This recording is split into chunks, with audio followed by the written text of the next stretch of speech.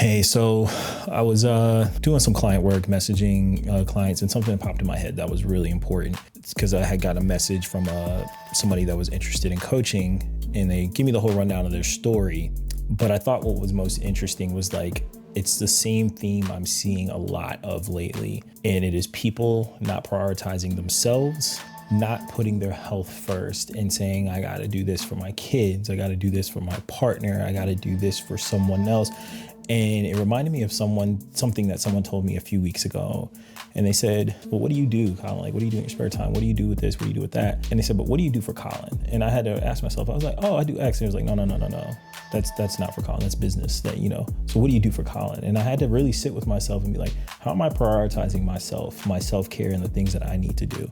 And so I say this to you all, prioritize yourself every day. Your health should be one of the first things you do every day.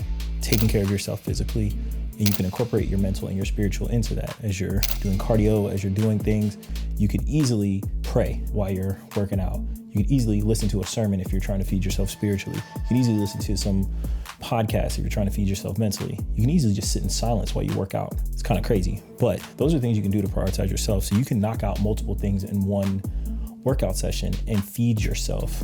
So therefore, you show up as the best version of yourself every day. So I implore everyone, as you start 2026, find ways to take care of yourself, not in just one way, knocking out multiple birds with one stone. Don't just think you only have to work out at this time and you can't do anything else. You'd be surprised with walking on a treadmill for 30 minutes, how much you can achieve for your mental in that same time frame. You can be surprised as you're lifting weights, how much you can sift through your thoughts, take a moment on your rest breaks and type a note in your phone to remind yourself of something later. Prioritize yourself.